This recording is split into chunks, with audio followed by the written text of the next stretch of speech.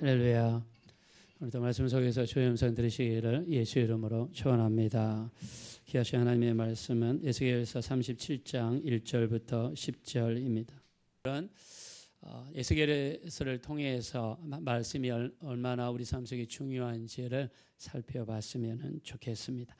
자, 우리 하가의 시간을 갖겠습니다. 우리 지난 시간에 올해 우리 표어가 말씀이 점점 왕성하게 하소서. 왕성하다는 헬라어는 아욱사노라고 그랬습니다. 성장하다, 증가하다, 번성하다. 자, 이거를 우리가 영적으로 비교하면 영혼이 잘된 것 같이 범사가 잘되고 강건한 축복이 있다 그랬습니다. 그래서 올해 무엇보다도 말씀을 가까이 하고 암송하고 묵상하고 여러분의 마음판에 새기셔서 이 말씀이 여러분 가운데 운동력이 있어가지고 영혼이 잘되고 번성하고 강건한 축복이 이루어지게 되시기를 예수 이름으로 축원합니다.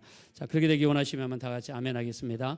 자, 우리 지난 시간에 우리 하나님의 말씀을 성령의 검이다 그랬습니다. 자, 여기서 사용된 하나님의 말씀을 헬라어로 레마테우라고 그랬는데, 레마는 우리가 하나님의 말씀을 개인적으로 받고 내게 주어진, 내게 은혜가 된 말씀이라 그랬습니다. 그래서 우리가 설교를 100가지를 들었을 때 그냥 한 귀로 듣고 한 귀로 흘러버리면 성령의 검이 되지 않는다고 그랬죠.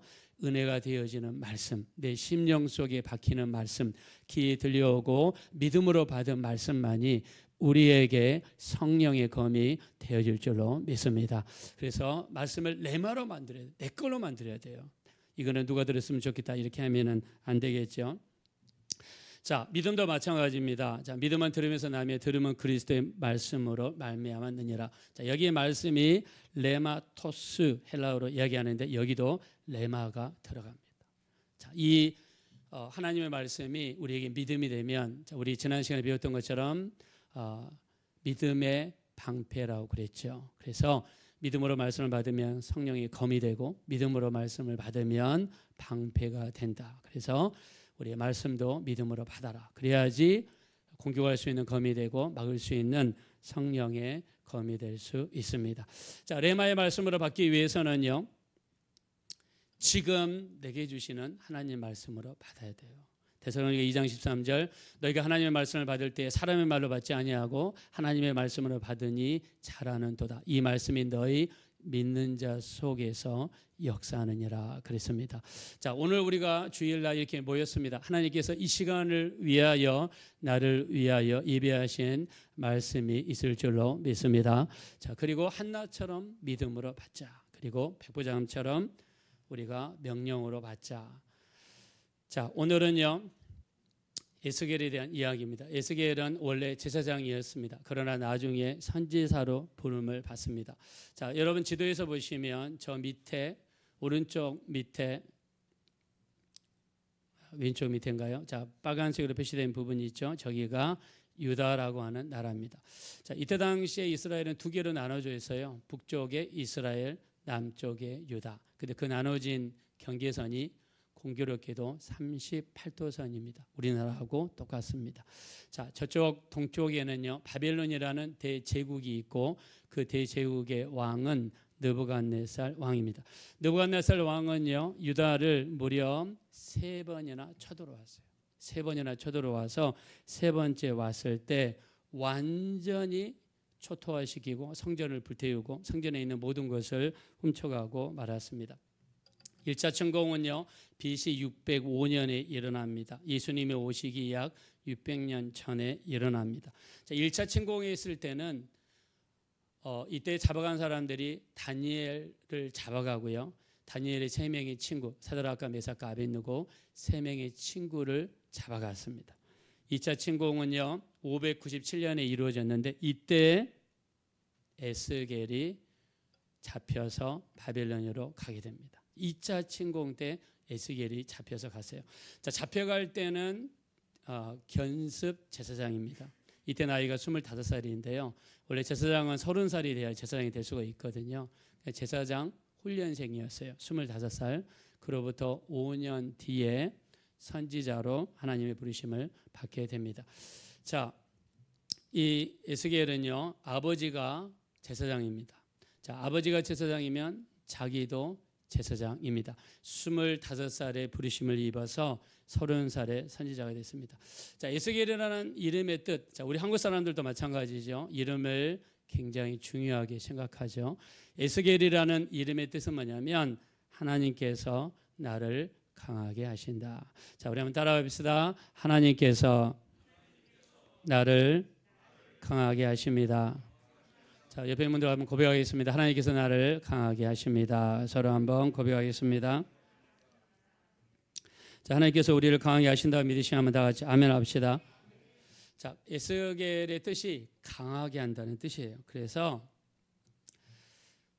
에스겔이 들어간 영고 이름이 있습니다. 영고 이름 중에서 에스겔이라는 단어가 들어가요. 에스겔이라는 단어가 히브리어로 강하게 한다는 뜻이에요. 그래서 이 사람은 히브리어를 아는 사람이에요. 그래서 영고 중에 에스겔이라는 영고를 만드는 회사도 있어요. 자, 치아 보형물 중에서도 이렇게 에스겔이라는 제품도 있습니다. 에스겔이라는 뜻이 강하게 한다는 뜻이니까 이거 보형물을 이빨에다 끼면 강하게 된다. 아마 이런 의미를 가지고 있는 것 같습니다. 자, 하나님께서 이스라엘 백성들이 힘들고 어려운 시절, 지금 이스라엘 백성들은 바벨론에서 포로로 생활하고 있거든요. 어둡고 힘들고 나라는 망하고 고통을 받고 있습니다. 자, 바벨론에 끌려가서 그들은 사람도 아닌 인간 대접도 받지 못하고 새벽부터 밤늦게까지 고된 노역을 했다고 합니다. 그리고 마음대로 예배도 못 드리고 마음대로 기도도 못하고 힘든 이런 삶을 살았어요. 자, 이때 당시에는 전쟁을 사람들이 어떻게 인식했냐면 저쪽 나라의 신과 우리나라의 신과의 싸움이라고 인식을 했다고 합니다. 그래서 전쟁에 지면 저쪽 신이 강하고 우리 신이 약한 걸로 받아들였다는 거예요. 자, 전쟁이 지고 예루살렘 성전은 불타고 했으니까 이 사람들의 마음이 어떻게 했어요? 저쪽 신이 더 강하다라고 생각을 했기 때문에 얼마나 암울하고 어둡고 힘들어 했겠습니까? 자, 이런 상태에 있는 이스라엘 백성들에게 에스겔 선지자를 보내셔서 회복시키시고 소망을 주고 다시 일으키셔서 바벨론을 무찌르고 다시 돌아오게 하시는 이런 역사를 만들기 위해서 하나님이 에스겔을 세우셨습니다. 자, 우리도 마찬가지입니다. 지금 우리 2025년을 살아가고 있습니다. 여러분에게는 가정이 있고 아니면 직장이 있고 여러분의 공동체가 있습니다. 하나님께서 우리를 부르신 목적은 그 공동체에서 뭔가 하나님의 뜻을 이루기 위해서 우리를 부르신 줄로 믿습니다. 예배와 기도와 말씀을 통해 쓰임받는 인생이 되어지시기를 예수 이름으로 축원합니다. 자, 이 예루살렘 성전이요 586년 BC 586년에 멸망당합니다. 근데 멸망당하기 전에는 하나님께서 선지자를 통해서 회개를 그렇게 많이 외칩니다. 회개하지 않으면 멸망할 것이다. 회개하지 않으면 멸망할 것이다. 자, 그러나 회개의 심판이 이루어지고 멸망한 다음부터는 하나님이 선지자를 통해 주시는 메시지가 달라집니다. 어떤 메시지냐면 이제 너희가 살아나리라. 살아나리라. 그래서 오늘 우리가 에스겔서 37장에 있는 본문의 그 배경도 예루살렘 성이 멸망하고 살아날 것에 대해서 하나님이 말씀을 하셨습니다. 자, 그래서 오늘 우리 본문의 말씀은요, 마른 뼈에 대한 환상입니다. 마른 뼈가 가득 찬 골짜기에 하나님의 생명의 역사가 들어가면서 마른 뼈에 힘줄이 생기고 살이 덮어지고 그리고 사람들이 부활하는 살아나는 이런 역사를 통해서 이스라엘 백성들을 위로하고자 하는 그런 하나님의 메시지가 들어있습니다. 자, 우리 에스겔서 48장 35절에 보면 여호와 삼마라는 단어가 나옵니다. 자, 여호와 삼마는 무슨 뜻이냐면 하나님이 거기 계시다는 뜻이에요. 무슨 말이냐면 고통받고 힘들어하는 그 이스라엘 백성들이 살고 있는 바벨론에도 하나님께서 함께 하시면서 그들의 고통 가운데 계시면서 그들을 돕고 계시다는 것을 알려주시기 위해서 여호와 삼마라는 말씀을 백성들에게 전하셨습니다. 자, 우리가 창세기에 보면요, 하나님께서 아브라함에게 나타난 횟수를 한번 계산해 보니까 무려 8번 나타나셨어요. 자, 얌전한 이삭에게도 하나님께서 무려 3번 나타나셨어요. 자, 야곱에게 하나님이 몇 번 나타나셨느냐? 7번 나타나셨습니다. 자, 근데 요셉은요. 요셉에게는 하나님이 한 번도 나타난 적이 없어요. 형들에 의해서 모함을 받아가지고 물웅덩이에 떨어져서 죽음 직전에 있을 때 하나님은 나타나지 않습니다. 미디안 상인들에게 팔려가지고 애굽으로 종으로 팔려가는 그 고통 순간에도 하나님은 나타나지 않습니다. 애굽에 가서 보디발의 집에 노예로 살면서 3년 동안 그 모진 고통을 받을 때도 하나님은 나타나지 않습니다. 10년 동안 감옥에 들어가 감옥 속에서 생고생을 할 때도 하나님은 나타나지 않습니다. 자, 근데 요셉은 하나님께서 자기에게 나타나지 않기 때문에 어쩌면 힘들어했을 수도 있습니다. 근데 성경에서는 뭐라고 이야기하냐면 우리가 창세기 39장 2절에 보니까 여호와께서 요셉과 함께 하셨다는 거예요. 무슨 말이냐? 요셉이 형들의 미움을 받아가지고 웅덩이에 던져지고 웅덩이에 빠져가지고 죽음 직전에 있을 때 그 웅덩이에 누가 계셨냐? 요셉만 있는 것이 아니라 하나님이 거기에 계셨다는 겁니다. 우리 한번 믿으시면 다 같이 아멘 합시다. 보디발의 집에서 3년 동안 정말 큰 고생을 할 때 하나님이 비록 나타나지 않았지만 하나님은 매일매일 요셉과 3년 동안 노예 생활하는 그곳에 하나님이 함께 하셨습니다. 10년 동안 고생할 때도 어둡고 침침하고 그 옛날 감옥은 굉장히 고통스러운 곳이죠. 근데 하나님이 그곳에 계시면서 요셉을 위로하시고 붙들어 주시고 인도하여 주셨다는 것입니다. 이게 바로 여호와 삼마입니다. 여호와 삼마는 내가 가장 힘들고 어렵고 나 혼자만 있는 것 같은데 실제로 나 혼자만 있는 것이 아니라 하나님이 거기에 계신 줄로 믿습니다. 그래서 다윗은 이렇게 고백하죠. 우리 시편 23편 4절에 보니까 내가 사망의 음침한 골짜기로 다닐지라도 해를 두려워하지 않을 것은 주께서 나와 함께 하심이라 그랬습니다. 다윗은 가는 곳마다 어둠의 골짜기, 사망의 골짜기였어요. 목숨이 위협을 당하고 많은 적들이 쫓아다니고 그것 때문에 도망을 다녀야 되고 혼자 있었던 것 같은데 다윗이 그 모든 과정을 통해서 느꼈던 것은 하나님이 함께 하신 것을 다윗이 느꼈다는 것입니다. 자, 우리가 고통받는 그곳 우리만 있지 않습니다. 우리 주님이 함께 하시는 줄로 믿습니다. 우리가 물질적인 어려움을 당하고 힘든 상황에 있을 때 우리만 있지 않습니다. 여호와 삼마의 하나님께서 우리와 함께 하시며 우리와 동행해 주시는 줄로 믿습니다. 다니엘이 사자굴 속에 떨어졌어요. 근데 자기 혼자만 떨어진 것 같은데 하나님이 그 자리에 계셔서 사자들의 입을 막아주시고 다니엘을 구원해 주시는 놀라운 역사를 베풀어 주셨습니다. 자, 그래서 시편 139편 우리 9절과 10절에 보면 내가 새벽 날개를 치며 바다 끝에 가서 거할지라도 거기서도 여러분 새벽에 바다는 시커멓고 무섭죠. 근데 거기서도 주의 손이 나를 인도하시며 주의 오른손이 나를 붙으신다라고 고백했습니다. 자, 우리가 힘들고 어려운 장소에 있을 때 여러분 우리 절대 혼자 있지 않습니다. 올해도 굉장히 많은 일이 생길 수 있어요. 그러나 그 모든 어려운 과정 중에 우리 주님이 우리와 함께 하시고 우리 기도를 듣고 계시고 우리 주님께서 우리를 일으키시고 소망의 항구로 인도해 주실 줄로 믿습니다. 자, 그래서 우리 주님은요, 우리가 가장 힘든 그곳에, 우리가 고통받고 있는 그곳에, 우리가 가장 슬퍼하고 있는 그곳에 우리 주님이 계시다는 거예요. 자, 우리 한번 믿으시면 다 같이 한번 아멘 하겠습니다. 그래서 우리가 찬송 중에 거기 너 있었는가 그때. 자, 거기라는 곳은 어디냐면 가장 힘들고 어려운 그런 곳에 너 있었는가. 이 말은 네가 가장 힘들어하는 그 장소에 너 혼자만 있는 것이 아니라 주님이 함께 하신다는 뜻입니다. 자, 우리 한번 가사를 음미하면서 찬송 한번 불러봤으면 좋겠는데요. 제가 동영상을 한번 만들어서 가져와 봤습니다. 곡이 어려워가지고 그냥 우리 여기 동영상을 보면서 한번 같이 한번 불러봤으면 좋겠습니다. 아시는 분이 있으면 자, 너 거기 있었는가 이 말은 우리가 가장 힘들고 어려운 그곳에 주님이 함께 하신다는 뜻입니다. 자, 가사를 음미하면서 우리 한번 찬양 하나님 앞에 올려드려 보겠습니다.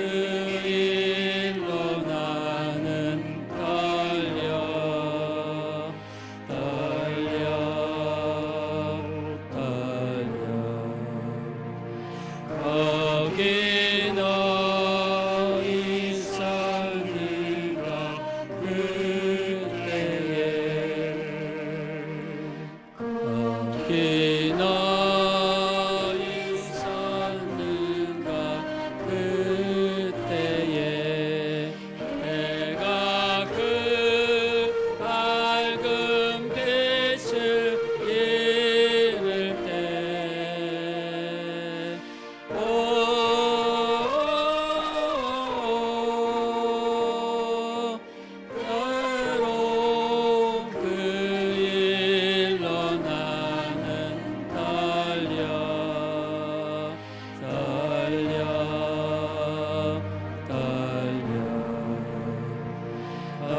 거기 너희 있었는가 그때에 우리 가슴에 손 얹고 부릅시다. 거기 너희 있었는가 그 주님 그 무덤 속에 누일 때 주님 그 무덤 속에 누일 때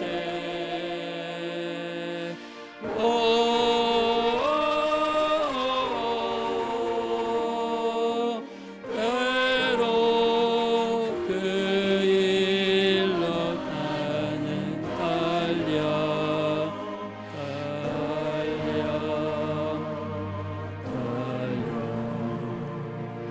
거기 너희 있었는가 그때에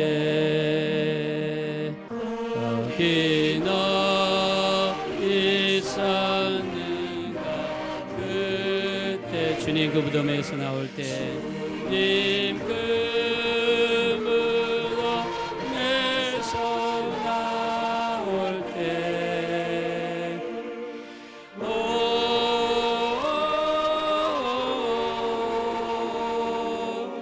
때로 그 일로 나는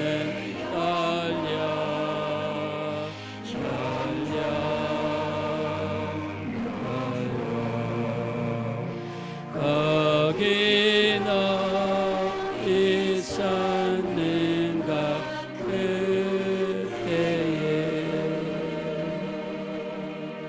할렐루야. 우리 주변에 주님이 함께 계시다고 믿습니까? 어떤 집사님이 대학교 다닐 때 열심히 교회 다니면서 찬양하고 예배하는 그런 형제였어요. 결혼을 하고 직장을 다녔습니다. 직장을 다니면서 이제 동료들이랑 술까지 손을 대게 됩니다. 하루는 동료와 같이 술을 이렇게 먹고 동네를 들어오는데 동네 입구에서 구슬하고 있어요. 그래서 친구랑 같이 구슬을 한번 구경하자라고 하면서 그 구슬을 갔는데 갑자기 무당이 구슬하다가 갑자기 멈춥니다. 그러면서 뭐라고 하느냐? 이 중에 교회 다니는 사람이 있으면 자리를 비켜주세요. 근데 자기는 교회를 안 다닌 지 좀 시간 됐고 그리고 또 믿음도 많이 약해졌는데 설마 나 때문에 그럴까라고 하고 있는데 계속해서 예수 믿는 사람이 있으면 나가달라고. 그래서 의아스러워서 자기가 그 자리를 떠나서 나오는 순간에 다시 굿이 진행됐다고 합니다. 그 자리를 돌아오면서 이분은 굉장히 마음이 뭉클하면서 나는 주님을 떠났는데 주님은 나를 떠나지 아니하시고 나와 함께 하시며 나를 붙들고 계신 것에 대해서 너무나 큰 감동을 받았습니다. 그 다음 주부터 열심히 교회 다니며 예배하며 기도하며 옛날의 첫사랑을 회복하고 믿음의 사람으로 바뀌었습니다. 우리는 절대로 혼자가 아닙니다. 예수님이 우리와 함께 하신다고 믿으시면 다 같이 아멘 하겠습니다. 자, 예수님이 태어나실 때 이름이 뭐냐? 처녀가 잉태의 아들을 낳으리니 이름을 임마누엘이라 하리니 이를 번역한즉 하나님이 우리와 함께 하시다미라 그랬습니다. 자, 예수님이 태어났을 때 이름이 임마누엘이에요. 임마누엘이라는 뜻은 하나님이 우리와 함께 하시다는 뜻입니다. 하나님께서 우리와 함께 하시기 위해서 그 아들을 이 땅에 보내셨고 예수님이 육체로 이 땅에 오셔서 우리와 함께 하시는 줄로 믿습니다. 자, 주님이 승천하실 때 우리 마태복음 28장 20절 볼지어다 세상 끝날 때까지 내가 너희와 항상 함께 있으리라 말씀했습니다. 자, 주님이 지금 우리와 함께 하신다고 믿으시면 다 같이 아멘 하겠습니다. 주님이 우리와 함께 하십니다. 여호와 산바라는 뜻은 하나님이 거기에 계신다는 뜻입니다. 아무리 힘들고 어려운 곳이라 할지라도 주님이 우리와 함께 하시기 때문에 그 주님을 의지하시고 나오게 되시기를 예수 이름으로 축원합니다. 시작. 갈대아 땅 그발강가에서 여호와의 말씀이 부시의 아들 제사장 나에스에게 특별히 임하고 여호와의 권능이 내 위에 있으니라. 아멘. 자, 제사장이면은요 성전에서 제사를 지내고 제사를 집전하는 그런 일을 해야 되는데, 자 여기 부시의 아들 제사장 나에스겔에게 뭐가 임했습니까? 여호와의 말씀이 에스겔에게 임한 거예요. 자, 이 광경은요 에스겔이 선지자로 부르심을 받은 다음에 선지자의 사명을 감당하는데 에스겔에게 무엇이 임했냐면 제사를 집전하는 모습이 아니라 말씀이 에스겔에게 임하는 장면입니다. 자, 그래서 바벨론 포로기 시기를 지나면서 이스라엘 백성들의 신앙생활이 달라지는데 제사 중심의 신앙생활에서 말씀 중심의 신앙생활로 바뀌기를 시작합니다. 자, 왜 그럴까요? 예루살렘 성이 불탔거든요. 예루살렘 성이 사라졌거든요. 자, 성전이 있어야 제사를 지내고 또 예배를 집전할 수가 있는데 성전이 사라졌거든요. 그래서 바벨론 포로기를 거치면서 이스라엘 백성들의 신앙생활이 어떻게 바뀌냐면 제사 중심에서 말씀의 중심으로 바뀌는 것을 알 수 있습니다. 자, 여기 앞에 그림 보시면요, 이 그림은 샤갈이라고 하는 화가가 그린 그림이에요. 자, 여기 어떤 사람이 안고 있는 것이 있는데 한번 여러분에게 여쭤보겠습니다. 이 사람이 안고 있는 게 1번 아기다, 2번 토라다. 자, 여러분 뭐라고 생각하십니까? 안고 있는 것이? 자, 여기 안고 있는 모습은요 토라입니다. 토라는 무엇이냐면 창세기, 출애굽기, 레위기, 민수기, 신명기를 토라라고 해요. 자, 이 샤갈이라고 하는 사람은 이 이름이 에레미야의 눈물인데, 자, 뒤에 배경이 빨갛습니다. 빨갛다는 것은 무슨 뜻이냐면 예루살렘 성전이 불탔다는 거예요. 불탄 성전에서 에레미야가 나오면서 뭘 가지고 나왔냐면 하나님의 말씀을 상징하는 토라를 가지고 나왔습니다. 저게 파피루스로 하는 갈대로 만든 종입니다. 거기다가 성경을 쓴 다음에 두루마리처럼 이렇게 마른 거예요. 저거를 펴면은 이렇게 옆으로 천이 쫙 이렇게 풀리게 되어 있습니다. 거기에 하나님의 말씀이 기록이 되어 있습니다. 성전이 무너지고 성전이 불타고 예레미야가 건진 것은 바로 뭐냐면 하나님의 말씀입니다. 그래서 예루살렘 성이 무너지고 바벨론 포로로 끌려간 이스라엘 백성들이 이제는 제사 중심에서 어떤 삶으로 들어오느냐, 바로 말씀 중심으로 돌아온다는 것을 상징하고 있는 거예요. 자, 오늘 본문에 나와 있는 마른 뼈 골짜기, 여기에 생명이 들어가고 여기 죽은 사람이 살아나고 여기에 수많은 군대가 만들어지는데 이들을 살리기 위해서 하나님이 전한 것은 하나님의 말씀입니다. 하나님의 말씀이 우리 속에 들어오면 생명이 되고 우리를 살리는 귀한 말씀이 되어질 줄로 믿습니다. 자, 믿으면 한번 다 같이 아멘 하겠습니다. 자, 그래서 저도 대학교 다닐 때 CCC도 다니고 그랬는데요. 이 CCC 창립자 이름이 빌 브라이트입니다. 캠퍼스에 들어가서 대학생들을 전도하는 이런 분입니다. 그래서 지금도 있죠. 대학교에 가면 우리 서클 중에서 CCC가 있습니다. 이분이 쓴 책 중에서 하나님의 나라는 책이 있는데 이분은 이렇게 표현했습니다. 바벨론 포로기는 그들이 멸망한 그런 단계가 아니라 제사 중심에서 말씀 공동체를 이루는 새로운 역사의 태동기였다. 이렇게 고백을 했습니다. 즉 바벨론으로 끌려가서 어려움을 당한 것 같은데 그 어려움 속에서도 하나님의 말씀을 더 의지하게 됐다는 것입니다. 자, 우리 이제 한번 본문 말씀 들어가겠습니다. 에스겔서 37장 1절. 자, 우리 주보를 한번 보겠습니다. 37장 1절. 자, 다 같이 한번 읽어봅시다. 시작. 여호와께서 권능으로 내게 임재하시고 그의 영으로 나를 데리고 가서 골짜기 가운데 두셨는데 거기 뼈가 가득하더라. 아멘. 자, 하나님께서 에스겔 선지자에게 환상을 보여주십니다. 무슨 환상을 보여주시냐면 골짜기가 나오는데 그 골짜기에 마른 뼈들이 가득한 것을 하나님이 보여주세요. 자, 수많은 마른 뼈들이 있습니다. 자, 그러면 우리가 뭘 예측할 수 있죠? 여기는 옛날에 많은 군인들이 전쟁을 하다가 거기에 죽었는데 그 시체가 살은 다 썩어서 없어지고 그리고 뼈만 남게 된 걸 이해하는 거예요. 자, 2절에 보면 제가 여기 앞에 스크린에 보면 2절의 뒤에 보면 뼈가 심이 많고 아주 말랐다. 3절에 이 뼈들이 능히 살 수 있겠느냐 하나님 물어보시죠. 자, 이건 뭘 상징하냐면 이스라엘 백성들의 아주 절망적인 상태. 그들의 삶에서 소망이라고는 찾아볼 수 없는 상태. 물질적으로도 앞이 안 보이고 내가 무슨 일을 해야 될지 뭘 해야 될지 내 인생은 어떻게 돼야 될지 정말 한 치 앞도 내다볼 수 없는 철저한 절망의 상태를 이야기하는 거예요. 그래서 마른 뼈가 가득하다는 것은 그야말로 이스라엘 백성들의 삶이 메마르고 단조롭고 소망이 없고 절망 가운데 있고 희망이라는 조금도 찾아볼 수 없는 그런 곳을 말씀합니다. 자, 이런 곳에 자, 우리 4절과 5절에서는 하나님이 뭘 말씀하시느냐? 말씀을 선포합니다. 자, 여기 4절에 보니까 이 모든 뼈에게 대언하여 이르기를 너희 마른 뼈들아. 자, 뭘 들으라고 그랬죠? 4절에 보니까 여호와의 말씀을 들을지어다. 무슨 말입니까? 소망이 없는 장소, 소망이 없는 인생, 메마르고 철저한 절망뿐인 그런 장소. 자, 이런 곳에 하나님이 선포하신 것은 바로 말씀이었습니다. 영혼들을 살리고 무너져가는 가정을 일으키고 무너져가는 삶을 일으키기 위해서 하나님이 쓰신 것은 바로 무엇인가? 바로 하나님의 말씀이었다는 것입니다. 자, 우리가 본문 말씀을 읽었는데요. 1절과 3절에서는 철저한 절망을 이야기하죠. 자, 그러면서 4절에는 말씀을 들을지어다. 5절에는 그러면 너희가 살아나리라. 6절에도 너희가 살아나리라.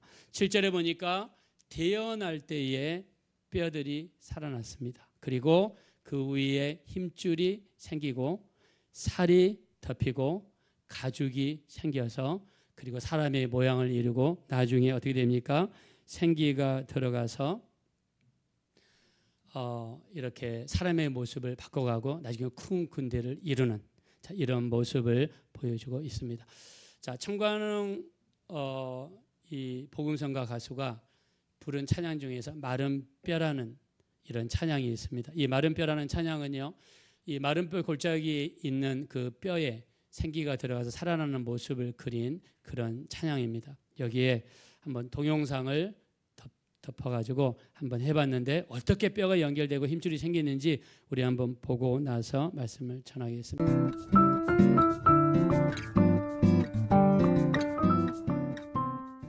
여호와께서 권능으로 내게 임재하시고 그의 영으로 나를 데리고 가서 골짜기 가운데 두셨는데 거기 뼈가 가득하더라. 주 여호와께서 이 뼈들에게 이같이 말씀하시기를 내가 생기를 너희에게 들어가게 하리니 이 뼈 저 뼈가 들어맞아 뼈들이 서로 연결되더라.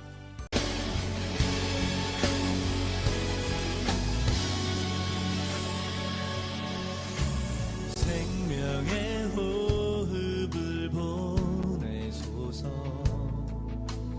메마른 영혼 마른 뼈에게 죽어진 우리를 살리소서. 권능의 말씀으로 우리 회복하소서. 다시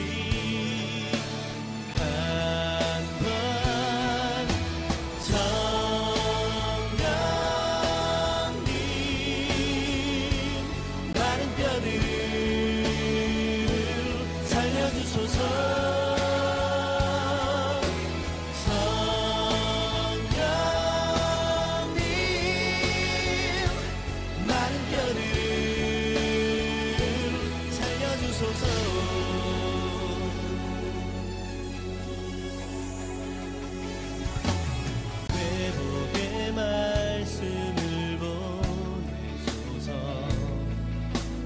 흩어진 영혼 마른 뼈에게 하늘의 군대를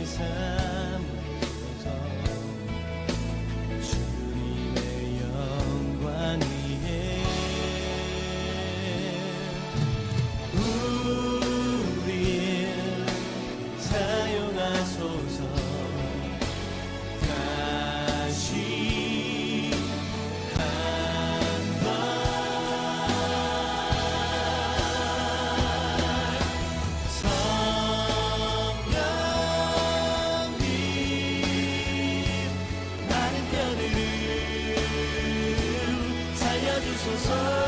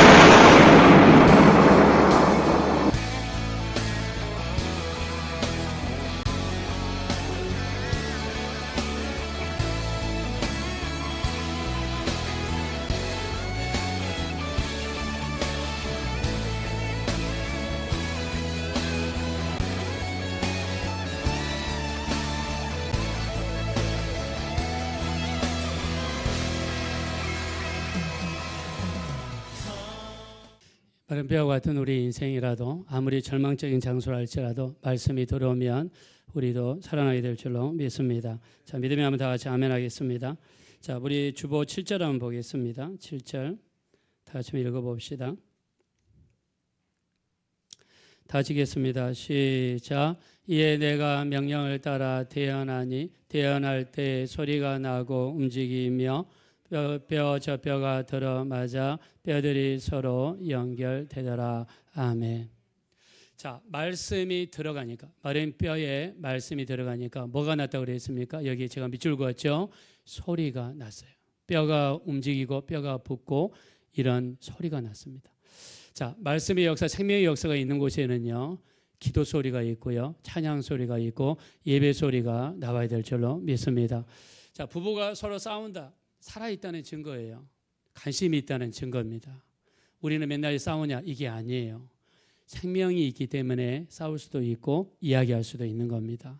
자, 말씀이 들어갈 때 소리가 납니다. 자, 그래서 우리 교회에도요, 생명의 역사가 강하게 넘쳐서 찬양 소리도 강하게 나오고 기도 소리도 강하게 나오고 예배도 시끌벅적해서 성령의 역사하시는 예배가 되시기를 예수 이름으로 축원합니다.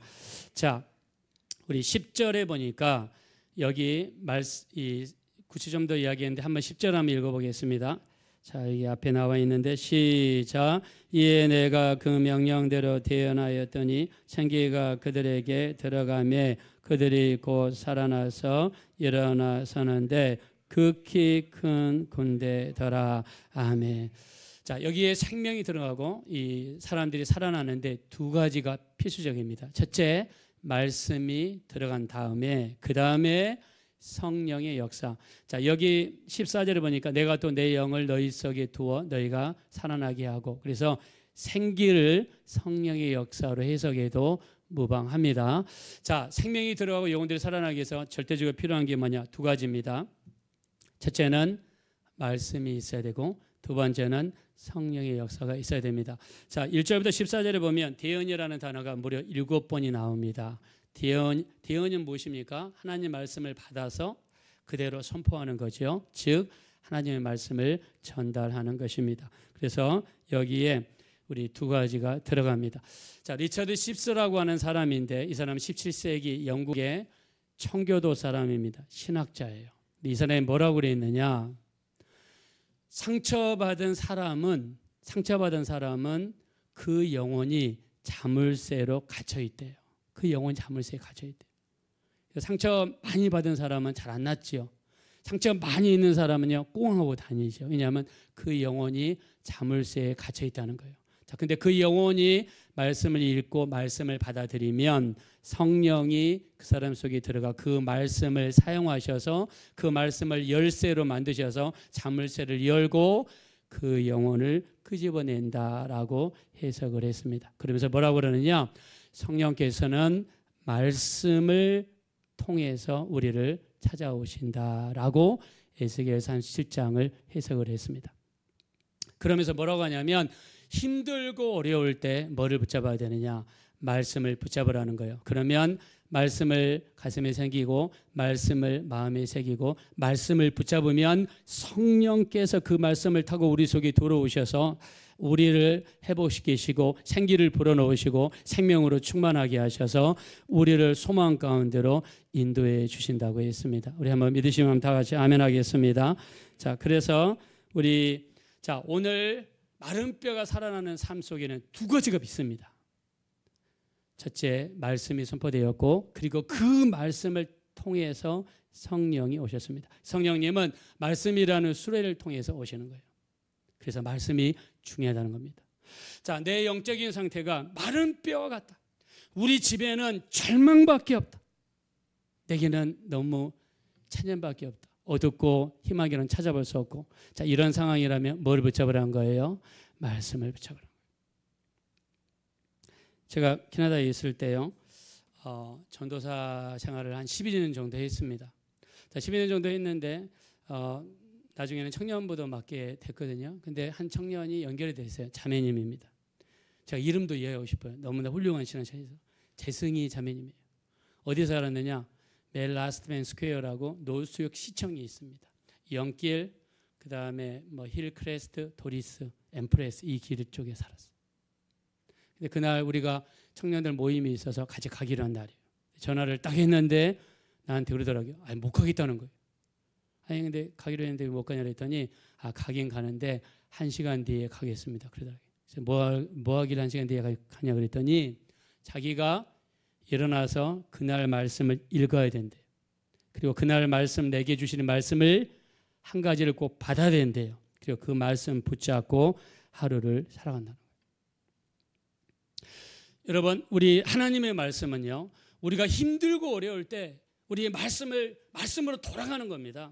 말씀을 마음에 새기고요, 말씀을 가슴에 새기면 성령께서 그 말씀을 타고 우리 속에 들어오셔서 그 말씀으로 우리에게 생명을 주시고 우리를 이렇게 세워주시는 놀라운 하나님의 역사를 허락해 주실 줄로 믿습니다. 자, 말씀과 성령을 통해 오늘 우리 본문 말씀에서는요, 어떤 하나님을 보여주시는가? 바로 너희가 살아나리라 하는 말씀을 보여주시죠. 자, 우리 한번 5절 보겠습니다. 본문 말씀 돌아가겠습니다. 5절 보겠습니다. 자, 5절 우리 한번 다 같이 한번 읽겠습니다. 시작. 주 여호와께서 이 뼈들에게 이같이 말씀하시기를 내가 생기를 너에게 들어가게 하리니 너희가 살아나리라. 아멘. 자, 하나님께서는 말씀을 주시면서 우리에게 살아나리라라고 말씀을 했습니다. 자, 14절에 여기 본문에 나와 있지 않지만 우리 앞에 스크린 제일 밑에 보면 14절에 무슨 말씀이냐면 무덤을 열고 그 가운데에서 우리를 끄집어내시겠다라고 말씀하십니다. 우리를 회복시키시고 마른 뼈에서 생명이 들어가게 하시기 위해서 사용하셨던 것은 하나님의 말씀입니다. 우리 정말 올해는 우리가 말씀으로 점점 왕성하게 하셔서 기도하고 있는데 어려울 때일수록 말씀을 붙잡으십시오. 말씀을 묵상하십시오. 가슴에 새기십시오. 성령께서 그 말씀을 통해서 우리 속에 들어오셔서 우리를 소생시키시고 생명을 주셔서 마른 뼈가 살아나는 역사와 같이 살아나는 역사가 나타나게 될 줄로 믿습니다. 자, 우리 한번 믿으시면 다 같이 아멘 하겠습니다. 자, 찬양 하나 올려드리겠습니다. 우리 주만 바라볼지라 찬양하시고 나서 기도하겠습니다.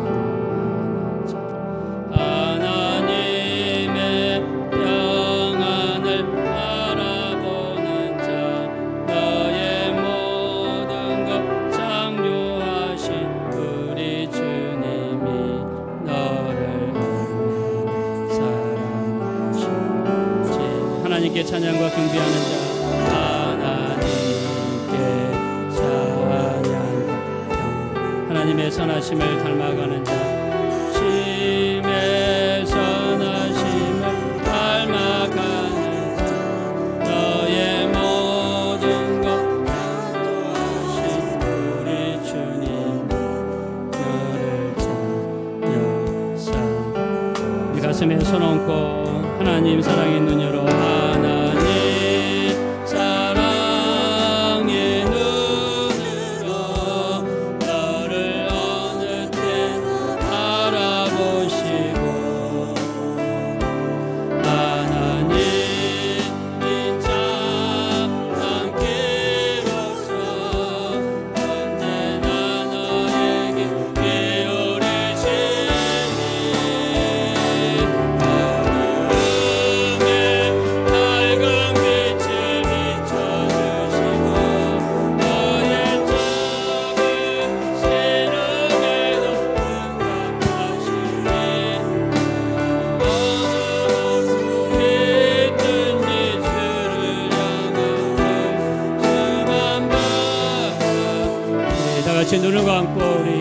기도하겠습니다. 여러분 힘들고 어려운 일이 있습니까? 절망 가운데 있습니까? 염려, 근심, 걱정이 있습니까? 질병이 있습니까? 물질의 고통이 있습니까? 장래에 대한 수많은 염려가 있습니까? 우리 하나님은 우리 신음소리를 들으십니다. 우리 하나님은 절망 중에 소망을 주기 원하시고 무덤을 열고 우리를 끄집어내기를 원하십니다. 우리 하나님은 우리를 살리시는 하나님이십니다. 우리 한번 여러분의 아픔과 어려움이 있다면 고백했으면 좋겠습니다. 하나님은 우리의 탄식 소리, 우리의 신음하는 소리, 우리의 고통 소리에 귀를 기울여 주십니다. 여러분의 모든 염려, 근심, 걱정, 여러분의 모든 절망들이 이 시간 내려놓고 하나님, 내게 이런 어려움들이 있습니다. 올해는 이 모든 어려움들을 이기게 도와주시고 마른 뼈가 살아나는 것 같이 절망에서 나와 소망을 이루게 도와주시고 다시 일어나게 도와주시고 하나님, 나를 불쌍히 여기달라고 우리 주여만 부른 다음에 소리를 내셔가지고 애절하고 간절하게 합심으로 간절히 기도하겠습니다. 주여, 우리 하나님, 우리를 도와주십시오. 우리 하나님, 우리는 염려, 근심, 걱정이 너무나 많습니다. 우리 하나님, 우리는 절망 가운데 있습니다. 우리 하나님, 우리 앞으로 가지도 못하고 뒤로 가지도 못하고 있습니다.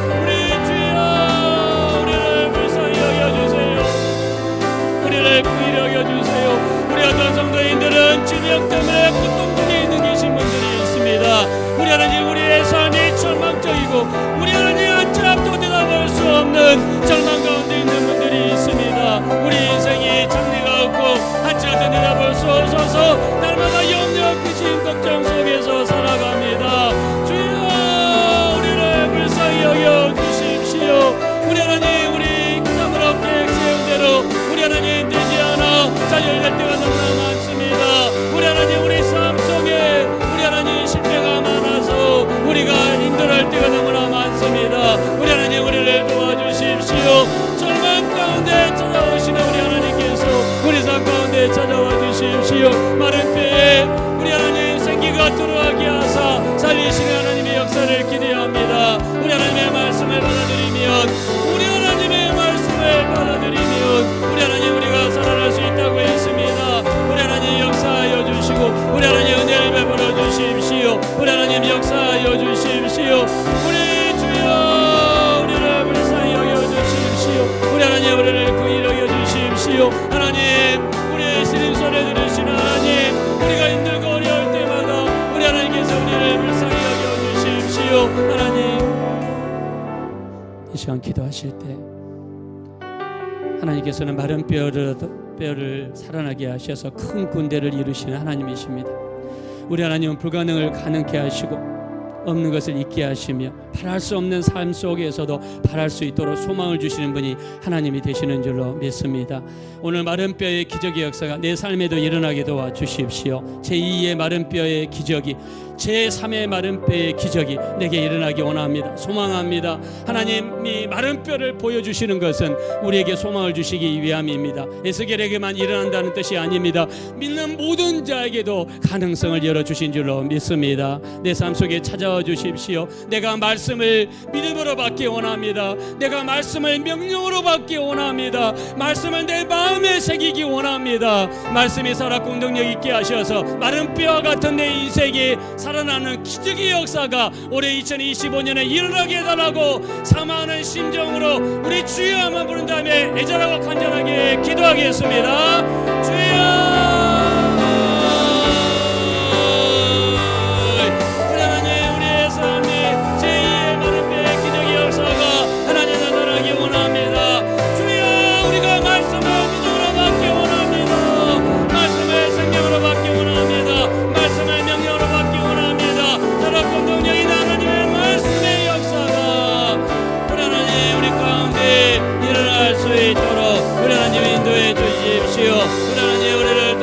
주여, 우리를 불쌍히 여겨주세요. 우리 하나님 긍휼히 여겨주시기를 원합니다. 성령으로 인도해 주세요. 우리 하나님, 우리에게 죄인의 마른 뼈의 기적이, 우리 모든 성도인들에게 죄인의 마른 뼈의 기적이 우리 하나님 일어나기 원합니다. 우리 교회에 일어나게 도와주십시오. 우리 성도인들에게 일어나게 도와주십시오. 그리하여 살아계신 하나님을 만나게 도와주십시오. 주여, 우리 하나님 은혜를 베풀어 주십시오. 우리 하나님 은혜를 베풀어 주십시오. 우리 하나님 성령으로 주시고 하나님 역사하여 주십시오. 하나님 은혜를 베풀어 주십시오. 우리 하나님 은혜를 베풀어 주십시오. 그리하여 하나님의 도우심을 믿게 도와주시고 하나님이 우리를 이렇게 도우셨습니다. 우리 주여 역사하여 주십시오. 하나님 도와주십시오. 제2의 마른 배 기적에 우리 하나님 마른 배 생명이 들어간 것처럼 이런 역사가 우리에게 일어나게 도와주십시오. 하나님 은혜를 베풀어 주십시오. 도와주십시오. 이 시간 여러분이 가지고 계신 기도 제목, 여러분이 소망이 있습니까? 올해는 꼭 이루어지기 원하시는 우리 기도 제목이 있습니까? 하나님은 들으십니다. 하나님의 마른 뼈를 보여주신 것은 우리에게 하나님의 가능성이 있기 때문입니다. 우리 올해 말씀이 점점 왕성하게 하소서. 왕성하다는 아욱산어로서 성장하다, 증가하다, 번성하다, 영혼이 잘되고 범사가 잘되고 강건한 축복이 있다는 뜻입니다. 올해 하나님의 말씀이 내 안에서 왕성하게 이루어지게 도와주시어서 내가 말씀에 순종하고 말씀을 갖고 살게 하시고 말씀 안에 거하게 하시고 말씀을 지키게 도와주시고 올해 내가 기도하는 제목 몇 가지가 있사오니 그 기도 제목을 내려놓고 하나님 응답하시고 도와달라고 우리 한번 마지막으로 주여 한번 부른 다음에 애절하고 간절하게 큰 소리로 기도하겠습니다. 주여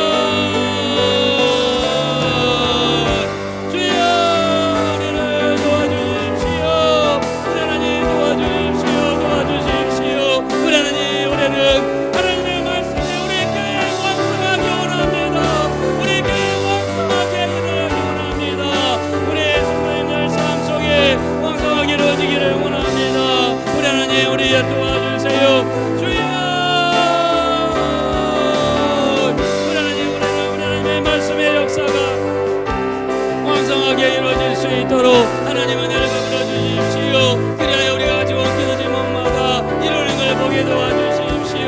우리 하나님 도와주시고 인도하시며 하나님의 역사하심이 차고 넘칠 수 있도록 우리 하나님 은혜를 베풀어 주시기를 오직 내 간절히 다 원합니다. 하나님 말씀을 믿음으로 받기 원합니다. 우리에게 주신 음성으로 받기 원합니다. 명령으로 받기 원합니다. 올해는 말씀에 왕성하게 하소서. 우리 교회에 왕성하게 하소서. 하나님 불쌍히 여겨주시고 우리 하나님 그 이름에 걸어가시 하나님, 하나님께서 마른 뼈가 살아나는 걸 보여주신 것은 우리 삶 속에 들어오셔서 우리 삶 속에 생명을 주시고 우리를 이렇게 세우시겠다는 하나님의 의지의 표명인 줄로 믿습니다. 우리는 절망 중에 있습니다. 어려움 중에 있습니다. 말씀을 받기 원합니다. 이 말씀이 우리 가운데 역사하게 도와 주시옵소서. 절망이 소망으로 바뀌게 도와 주시옵소서. 우리에게 있는 어려움들이 물러가게 도와 주시옵소서. 하나님 올해는 말씀을 내게 주시는 말씀으로 믿음으로 받게 도와 주시옵소서. 그래서 하나님 말씀이 왕성한 역사를 우리 가정에서 우리 삶 속에서 우리가 받을 수 있도록 인도하여 주시옵소서. 올해는 우리가 말씀을 대할 때마다 하나님을 대하듯이 대하게 도와 주시옵시고 우리가 내게 주신 음성으로 받아 많은 간증이 나올 수 있도록 우리를 축복하여 주시옵소서. 감사드리며 예수님의 이름으로 기도합니다. 아멘. 이 시간 우리